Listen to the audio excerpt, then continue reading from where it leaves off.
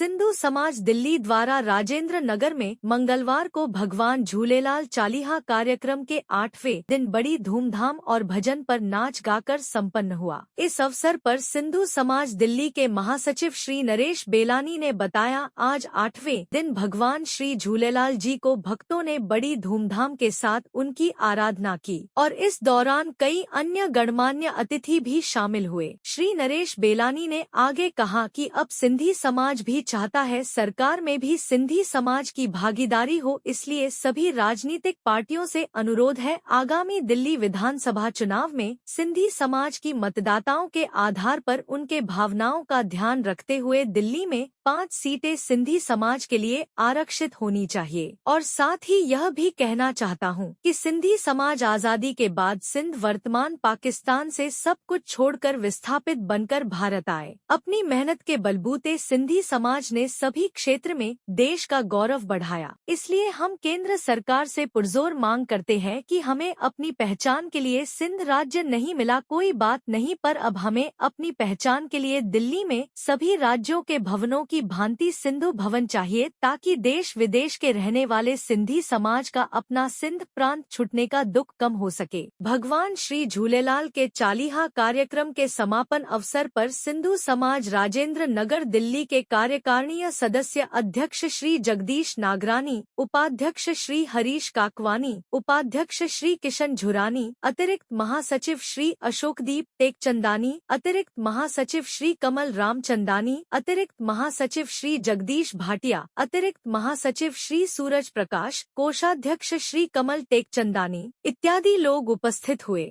आइए दिखाते हैं आपको ये खास रिपोर्ट। जय झूलेलाल। मैं नरेश बेलानी, महामंत्री सिंधु समाज दिल्ली। आज का प्रोग्राम बहुत ही शानदार रहा। उषा शानी जो कि जमुना पार से आई थी, उन्होंने आज खूब धूम मचाई और जनता ने खूब आनंद उठाया, संगत ने खूब आनंद उठाया और झूम के, जैसे भगवान कृष्ण के जन्मोत्सव पे या भगवान कृष्ण के कभी भजन होते हैं, जैसे झूम झूम के मस्त होके मग्न होके भगवान की भक्ति में वो नाचते हैं, वैसे ही आज भी मतलब आज का रोज़ ही ऐसा होता है कि मग्न होके भगवान झूलेलाल की मस्ती में आके धुनी में सब लोग मग्न होके नाचते हैं, झूमते हैं और भक्तिमय माहौल हो जाता है। और जैसे कि उसके बाद आज भंडारा प्रसाद हुआ, बहुत से लोग आए, 300-400 लोग आज भी थे। तो मेरी बस लोगों से यही है कि आप लोग आइए और इस उत्सव का आनंद उठाइए और भगवान झूलेलाल का आशीर्वाद प्राप्त कीजिए। और वो मुझे विश्वास है आप दिल से जो भी मांगेंगे वो आपकी मनोकामनाएं ज़रूर पूरी करेंगे। जय झूलेलाल। मेरे को आपसे एक सवाल है। वैसे तो ये मंच नहीं है, उसके लिए मैं माफ़ी चाहता हूँ मैं आपसे, लेकिन मंच के अलावा सिंधी कम्युनिटी जो है, सिंध से जब आए उनको प्रांत नहीं मिला, वो तो आपके मन में कहीं ना कहीं कुछ रहा होगा। उसके अलावा आप लोग ने कभी भी सरकार के साथ तो चले हैं, लेकिन सरकार से कभी कुछ डिमांड नहीं की है, कुछ मांग नहीं की है।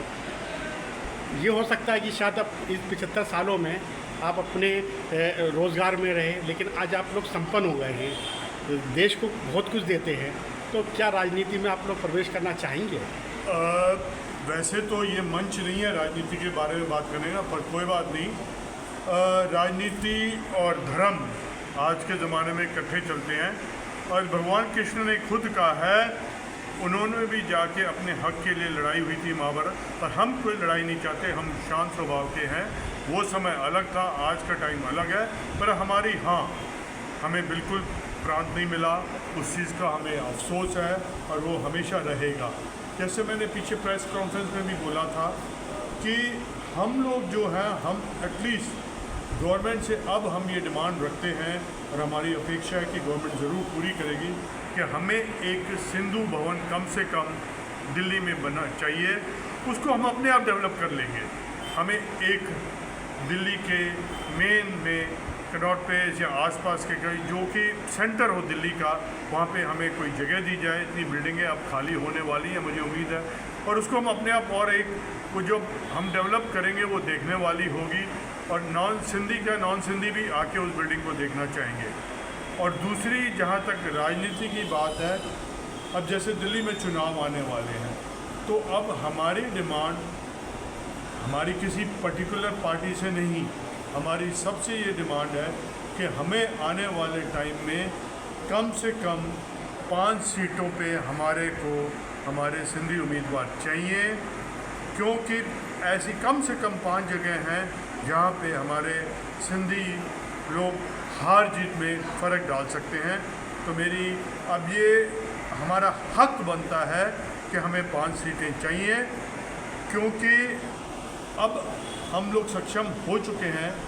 हमने आज तक कोई डिमांड नहीं करी है, कुछ हमने माइनॉरिटी स्टेटस नहीं, और हम बहुत कुछ देते हैं, जैसे आपने ठीक फरमाया, हम बहुत कुछ गवर्नमेंट को देते हैं। मेरे ख्याल से टैक्स भी हम हाईएस्ट रेट टैक्स पेयर है हमारी कम्युनिटी, बेशक आप गूगल पे जाके चेक कर सकते हैं, पर हमें उस हिसाब से रिटर्न नहीं मिलता। पर कोई बात नहीं, हमारे को देश के भले के लिए हम टैक्स पे करते हैं, पर अब हमें कम से कम 5 सीटें चाहिए और सिंधु भवन चाहिए। मेरे हाथ जोड़ के गवर्नमेंट से डिमांड है कि ये हमारी 2 डिमांडों पे गौर करा जाए और इसको जल्द से जल्द पूरा करा जाए। जय झूलेलाल। सिंधु भवन का स्वरूप कैसा होना चाहिए? जैसे और राज्यों का कहते हैं दिल्ली में भवन है, उस तरीके या कोई ऐसी भवन चाहिए आप? हमें एक अच्छी बिल्डिंग बड़ी चाहिए, उसको हम ऐसे डेवलप करेंगे कि मतलब दुनिया एक बारी देखेगी। मतलब हम सिंधी इतने सक्षम हैं कि उसको हम डेवलप कर सकते हैं ऐसे कि सारे सिंधी जो भी आए दुनिया से वो ज़रूर एक बारी वहाँ पे जाए। मैं तो ये कहूँगा, सिंधी क्या नॉन सिंधी भी आएंगे, वो ऐसी चीज़ बनाएंगे हम लोग कि नॉन सिंधी भी आके उसको देखेंगे और उसको अप्रिशिएट करेंगे। स्वरूप कैसा होगा वो हम सब लोग बैठ के, हमारे पूरा समाज, सारी दिल्ली का, सारे हिंदुस्तान का, सारी दुनिया के सिंधी बैठ के उसके ऊपर कैसा स्वरूप होगा उसके ऊपर विचार करा जाएगा। जय झूलेलाल। इस वीडियो को देखने के साथ ही आप हमारे चैनल को लाइक, शेयर और सब्सक्राइब करें।